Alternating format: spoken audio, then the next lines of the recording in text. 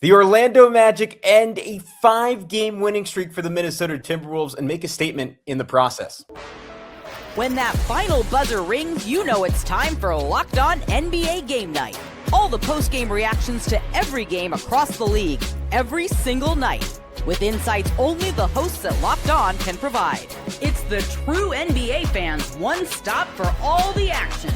Every game, every night. It's Locked On NBA Game Night, tipping off now.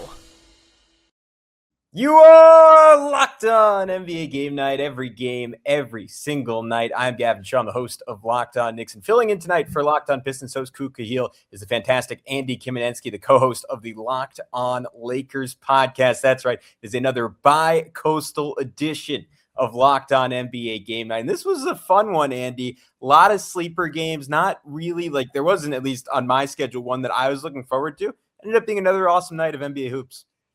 Yeah, it was definitely, unfortunately, like we've seen a lot of this season, there was injuries plaguing pretty much all of these games, keeping them from being the true height of what they could have been. But they still managed to be pretty entertaining, a lot of them down the stretch.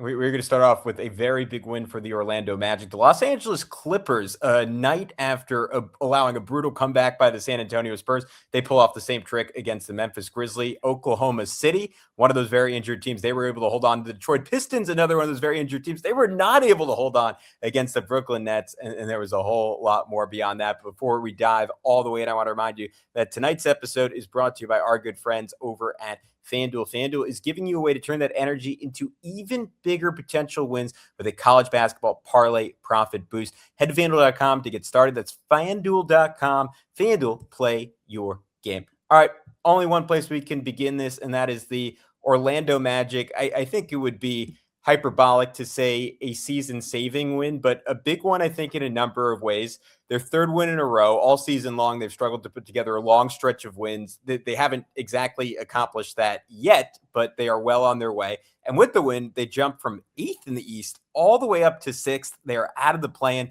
They're just a game back of the Toronto Raptors. And all of a sudden, you could be talking about a scenario where Orlando is somewhat comfortable going forward in the East and would set up a very intriguing first-round matchup, likely against the Cleveland Cavaliers.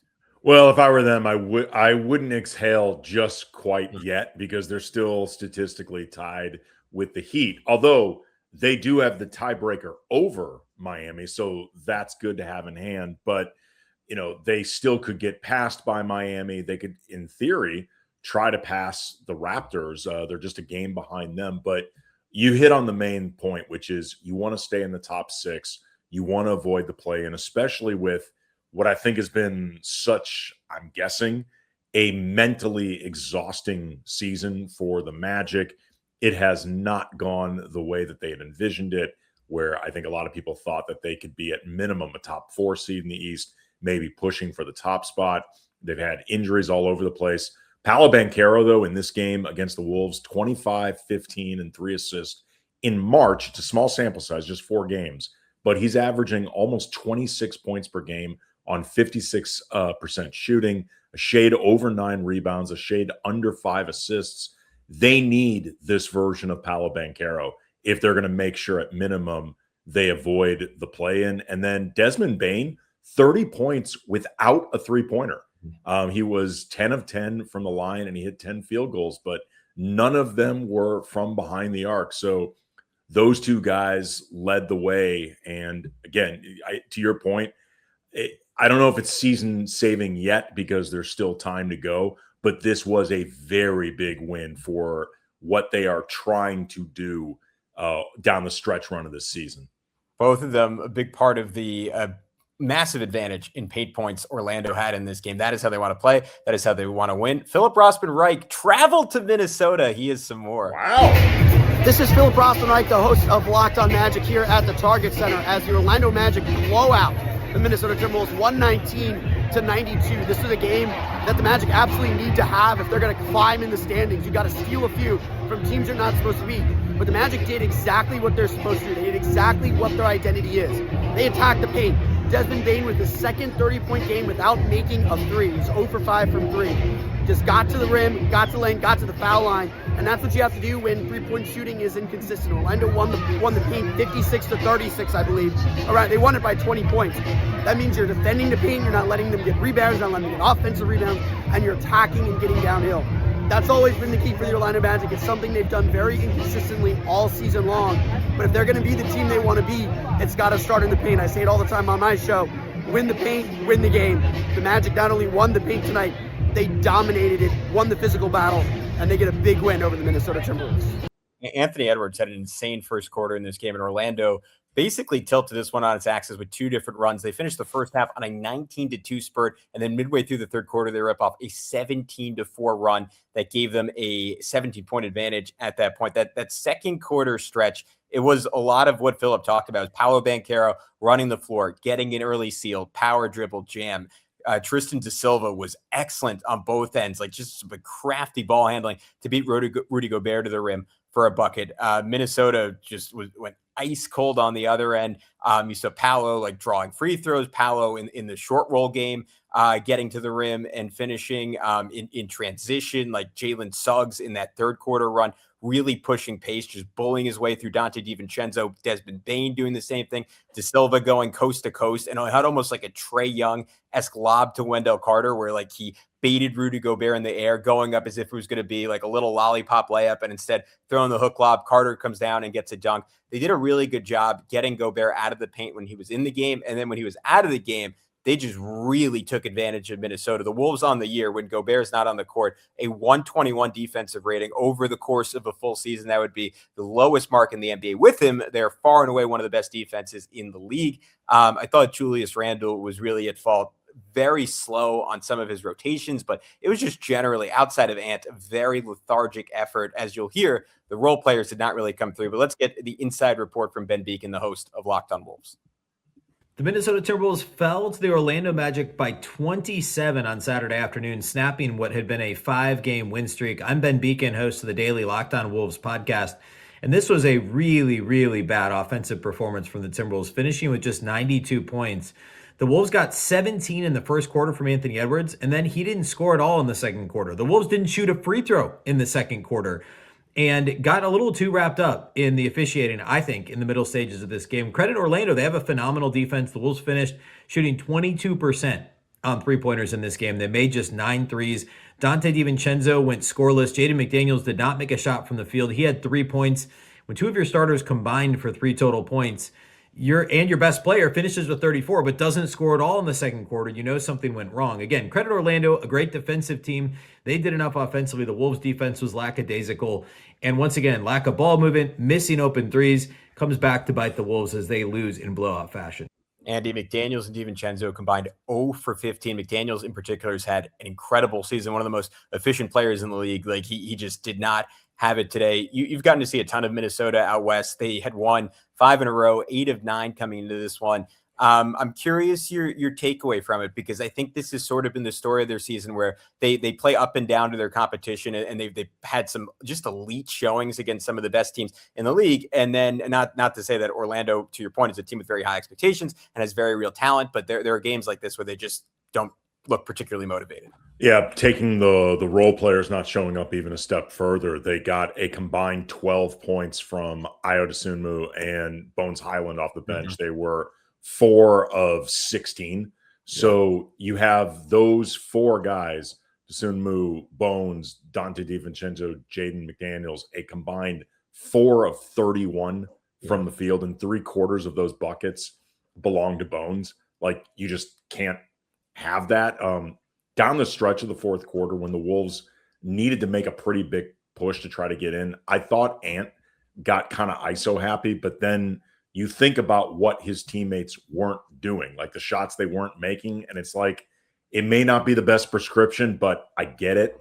They also got killed on the glass in this game, 58-37 overall. The Magic had 15 offensive rebounds, 7 more than the Wolves, despite shooting 10% higher than Minnesota. Just the Wolves missed 8 free throws, and they're a schizophrenic team, man. They're all over the place. Now, if you want to look at this from a glass half full version, if you're a Wolves fan, they have been up and down the last couple years and difficult to get a beat on, and often a frustrating experience. And they managed to get to the Western Conference Finals 2 years running. So they may be just a team that their most focused version comes out during the playoffs, because that's when your best truly matters most. But they've been a wild ride all season, and this game was no exception. Yeah, and look, I want to give them some credit. They've been playing really, really good basketball of late, as we mentioned. Still, like 8 of their last 10, just absolutely dismantled the Toronto Raptors in one of Rudy Gobert's best showings. They beat the Nuggets by 9 recently. They held off the Clippers. They beat the Hawks. They beat the Blazers. They beat the Mavs. Like not great teams, but like converse to what I just Wolves said. are a good team. I mean, the Wolves are a good team, but that's part of what I think makes them frustrating and confounding to a lot of their fans. It's, we know they're good. Yeah. I think I'm trying to say, like, of late, they actually have taken care of business. Absolutely. So you will occasionally get outlier games like this. I don't want to read too much into it, but to your point, the larger sample size is suggestive of, like, you just want to see long stretches of just kick butt basketball. They'll get their next chance in a national TV game against your Lakers. I get know. A couple days off before that. So that'll be a fun one. Rematch of the first round last year. But we have a lot more to go. We have to go crosstown now, not in the same arena anymore. The Los Angeles Clippers have won their 4th in 5, and Darius Garland had a monster fourth quarter. We'll talk about that next on Locked On NBA Game Night.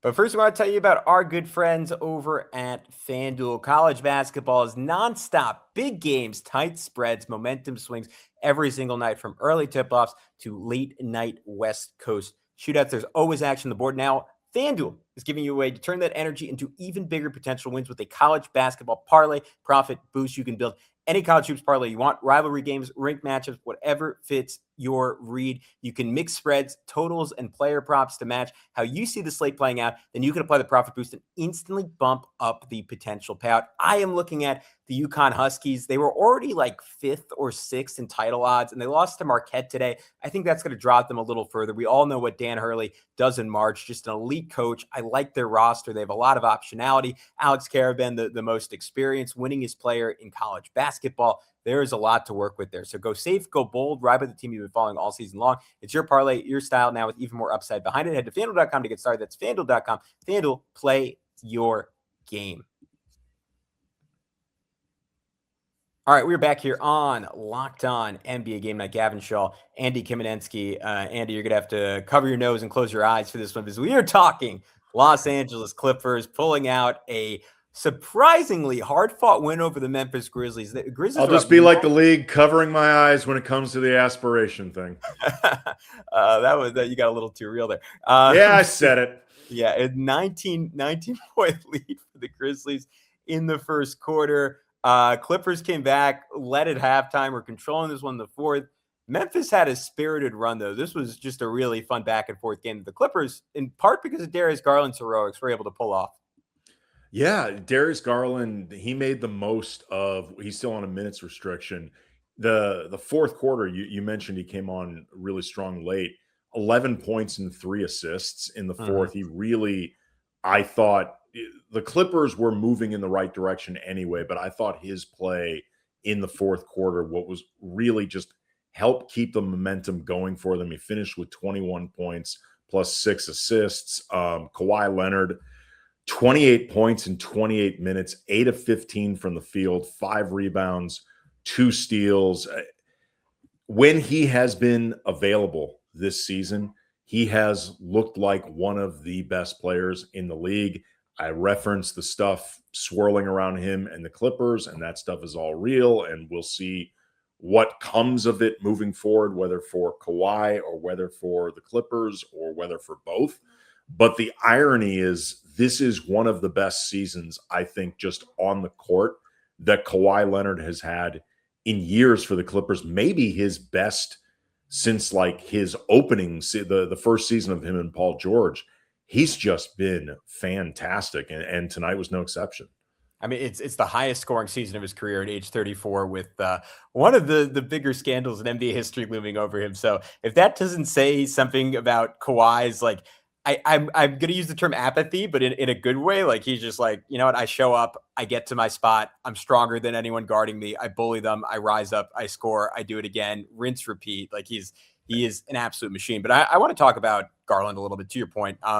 I just thought his rim pressure was an absolute game changer for the Clippers. Like, you look at, like, and they've been surviving on just these very thin margins where it's a little bit of Chris Dunn handling the ball. It's a little bit of Benedict Mathurin. He's definitely not a point guard. He's trying to shoot every time he's handing the ball. He had 21 off the bench in this game. Yeah, he was good too. And like, Kawhi, can you take on even more of a load? And even on a night, to your point, where Garland is not like efficient, like he's 8 for 20. That's not what you want from him from a shooting perspective. Just his ability to like get to the rim, and like the play to me that epitomized it. Like, he was guarded. It was like midway through the fourth quarter. He's guarded at half court, goes like double between the legs, toasts his guy, like jolts towards the free throw line, crossover to beat the help, gets to the rim, takes like a crazy running hook layup. But because he cleared out 3 different guys, like, it ends up being an easy putback for Isaiah Jackson on that play. And it reminds me like a little bit about I like LaMelo Ball season that has made the Hornets so incredibly good we saw on the court. And when you're a guard with like the ability to shoot from 35 plus feet, and you have to be guarded out there, plus you have the quickness to apply like legitimate rim pressure and some passing chops, that just bends the defense in such a way. The overall efficiency of your team on the court is going to be good, even when you don't have great shooting nights. And LaMelo is in his own category with that. But I think we saw a bit of that from Garland, to your point, like some really, really good passing. That double tween step back 3 had absolutely dirty. I want to flip over to the Memphis Grizzlies. Real quick, just with the Clippers, I want to make sure to give Isaiah Jackson a shout out. He was huge in this game. 12 points, 12 rebounds, 2 steals. He had a big block with about a minute left on Ty Jerome. Like, he was really, really good. And to that point, I mean, they absolutely needed him. As Brook Lopez, I believe, gets hurt, only plays 12 minutes in this one. Niederhausen, I apologize for not knowing his name. He's been really good for the Clippers of late. He didn't play in this one, so it was just absolutely essential minutes. But let's get the Grizzlies' perspective from Joe Mullen next. I'm going to have some stuff to add because I do not know a lot about their young talent, and a bunch of those guys I thought really, really flashed in this game. The Memphis Grizzlies executed the perfect tank game against the Los Angeles Clippers on Saturday night. It was a piece of perfection. I couldn't have done any better myself. I'm Joe Mullinax of Locked On Grizzlies, and competitive contest? Check. Young players looking like they may be a part of the future? Check. Veteran players performing at a level that may be worthy of future draft pick compensation in a trade? Check and mate. The Memphis Grizzlies made every box count in this contest. Ty Jerome looking very good as one of the best players on the court. Taylor Hendricks and Cedric Coward competing at a high level.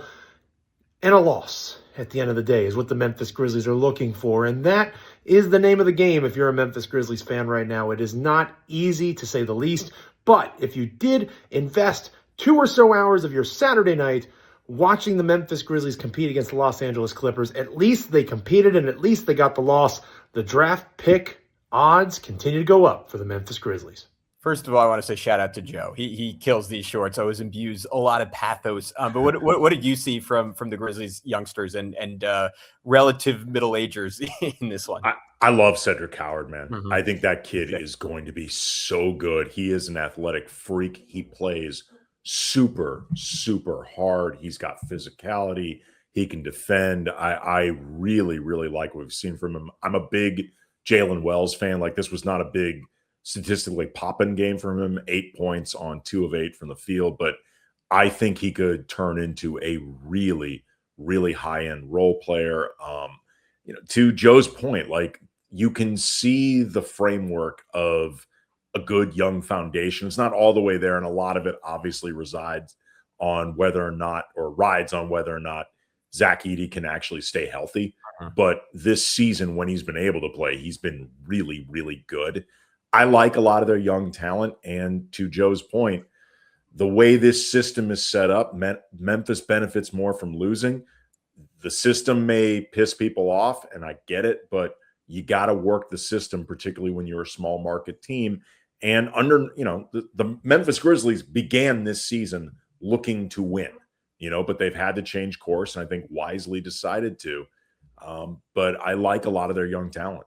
Yeah, I do as well. I thought Taylor Hendricks really showed something. Obviously, like just an awful injury. Like the Jazz were really high on him last season. This year, like Utah just had 14 guys that at different times Yeah. he wanted to play. It was hard for him to get on track. And on a Memphis team whose goal right now is to just say, hey, we're playing 10 guys 20 minutes. Like this is just data collection. Like he has like a real runway to show what he can do. And like down the stretch, this game, 2 different big blocks, including one chase down on Garland that was just awesome. Like hit like a sick catch and shoot 3. Like when you see like him and Coward next to each other, both at 6'8", 6'7", huge wingspans, monster defenders hitting threes, you're like, all right, there is a vision there. That is what you want out of modern wings. Obviously, like more so even for Hendricks than Coward. There's going to be like a large sample size of showing you can do it consistently, do it against great teams. But I like the flashes from him. And then Ty Jerome is just like a dirty scorer. I think people forgot it a little bit because he was incredible in that first round series against the Heat last year, then really struggled against the Pacers when so much was on his shoulders with Garland hurt. But this season, he's played just 9 games, 21 minutes per game. In 21 minutes, 19 points, 5 assists, 49, 40, 88 splits. Like his per 36s would be like one of the better seasons of all time. Again, that's 9 games. It's for a tanking team. It is not a real sample size, but he's an efficiency monster. Really good for him. Yeah. And to Joe's point, at 28 years old, too old for a rebuild, but just in his prime enough to potentially be an interesting trade piece for the Grizzlies moving forward. Yeah, I don't know. I think he's someone whose game will age well. He didn't put a ton of miles on, like barely played early in his career. Like I'm curious if he could have a longer runway there. Obviously, that'll have a lot to do with whether or not they keep John Morant, who made a case to stay in Memphis. But we somehow spent way too long on that game. When we come back, we still haven't talked about the ABC headliner, Oklahoma City, Golden State, Shai Gilgeous-Alexander, and not a lot of other stars. We'll talk about it next here on Locked On NBA Game Night.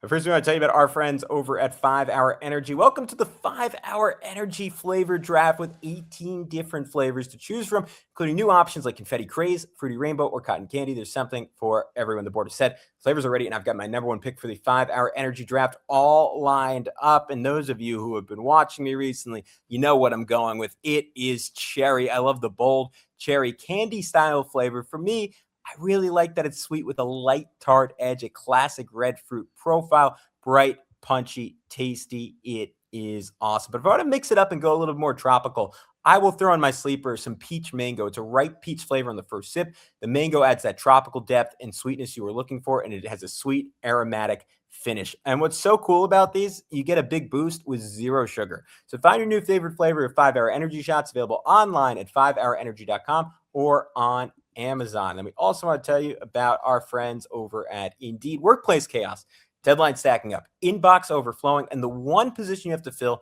somehow still sitting open. When the pressure's on and you need the right hire, this is a job for sponsored jobs. Indeed sponsored jobs helps you find the people who actually fit what you're looking for. Skills, experience, location, so you're not just hoping the right candidate stumbles across your post. And here's a stat that says it all. In the minute I've been talking to you, companies like yours made 27 hires on Indeed, according to Indeed data worldwide. So if you're hiring, spend less time searching, more time interviewing candidates who check all your boxes with Indeed sponsored jobs. Spend less time searching, more time actually interviewing candidates who check all your boxes. Less stress, less time, more results when you need the right person to cut through the chaos.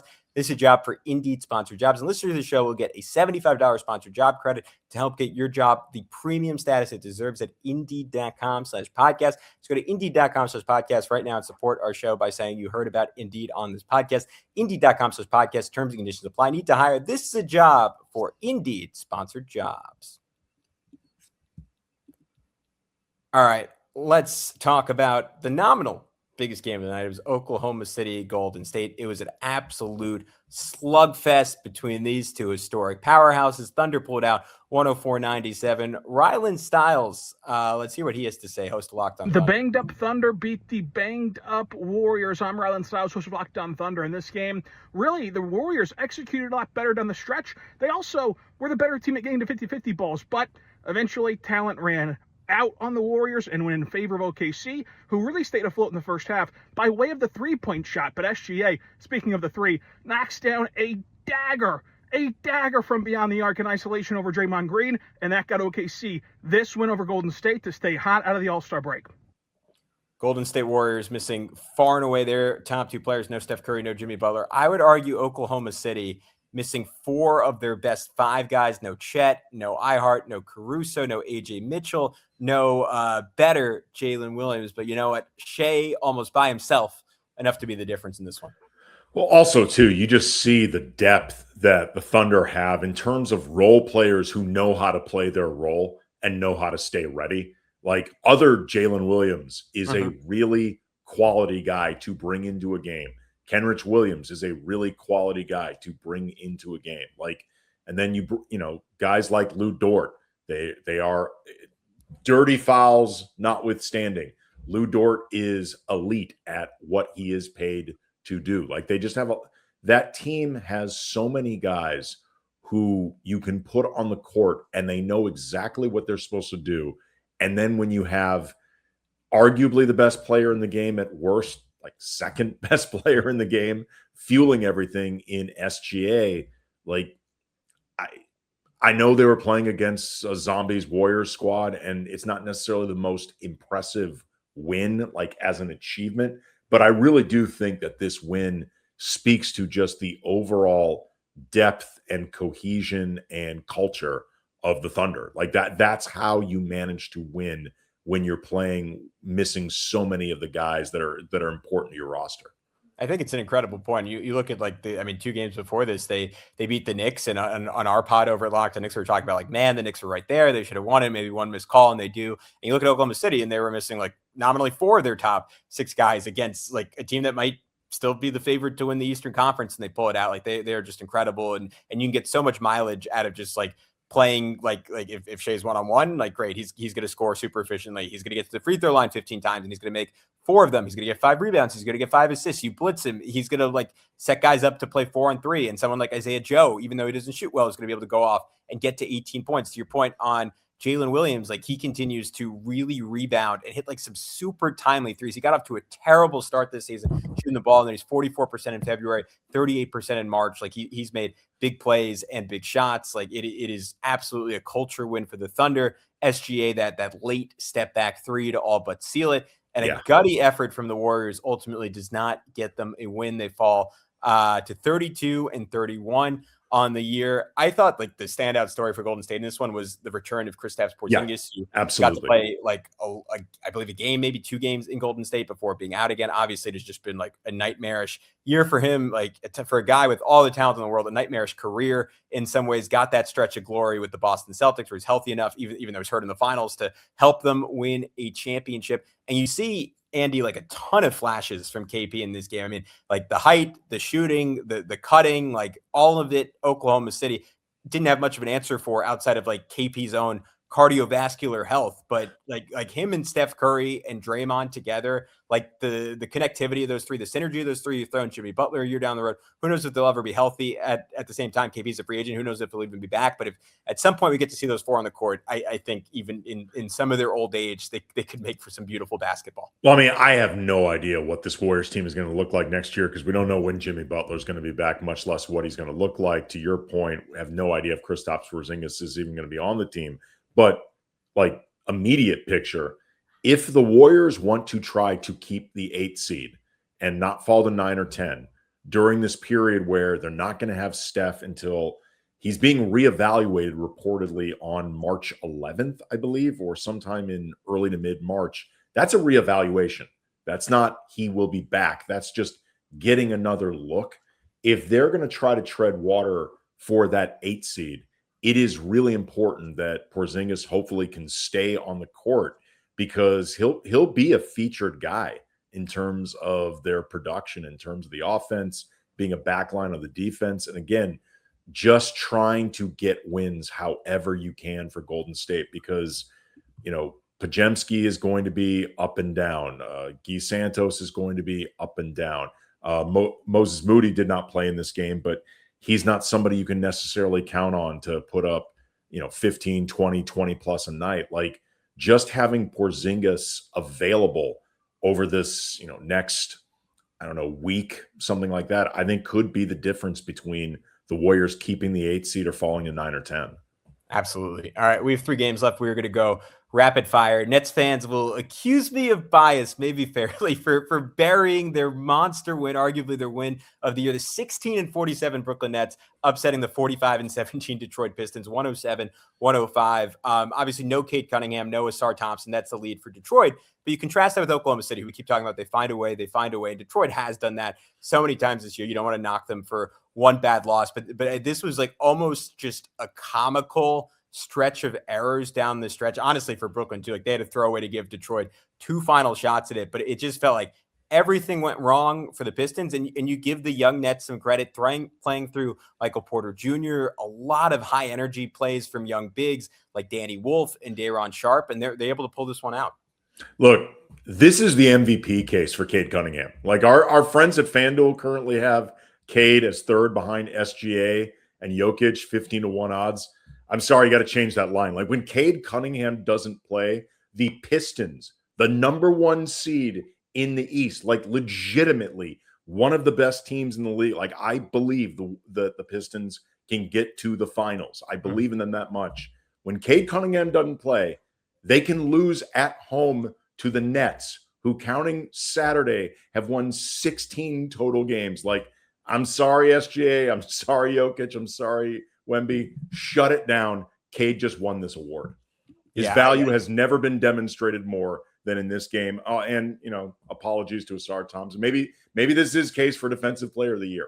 I wrote that. I was going to say I wrote that in my notes. That's going to be my counterpoint. I mean, he's a sick guy. I put him right behind Wemby in that particular category. Pistons scored just, I think, 41 points in the second half of this game. Fought their way back. Underrated story, I think, for this Detroit team, beyond like the lack of shooting makes it so tough when you don't have Cade, because you're asking like guys who are not lead ball handlers to operate in just like a toxic environment to even an elite ball handler, which is a further endorsement of what Cade has done this year. Dennis Jenkins really, really struggling of late for this team. Such a key part in their incredible start this year. I think this team honestly really misses Dennis Schroeder as a guy who could do point guard stuff, as a guy who could do advantage creation, and had that on-ball defense. They don't really have that element. They don't have the tertiary shooting. They need Cade. They need Asar, because both of them, like Cade, case for the best offensive player in the league, Asar, case for the best defensive player in the league. Together, they make that team so incredibly dynamic. And again, shout out to Nets. Like a lot of great plays down the stretch of this one. We should move on though to Atlanta and Philly. This is a Sixers team that has, just by the thinnest of margins, without Paul George for a long run, Joel Embiid in and out of the lineup the last 15 games, only played 2 or 3 games in that stretch. Like they've been able to just kind of hang around, but now they tumble in the Eastern Conference standings all the way down to 8 with this loss. A game, Andy, they were very much in against the Atlanta Hawks, but just not able to close out. Yeah, and the big deal is Tyrese Maxey hurt his hand with just 16 seconds left in the game. It's a collision with one of his own teammates. I saw some post-game Twitter reports about x-rays coming. Like, this would obviously be a disaster for the Sixers. And with whatever goals they have for the remainder of the season, the postseason, you mentioned they've already been missing Joel Embiid in and out of the lineup. VJ Edgecombe is dealing with some type of back injury, and those can be tricky to get a beat on.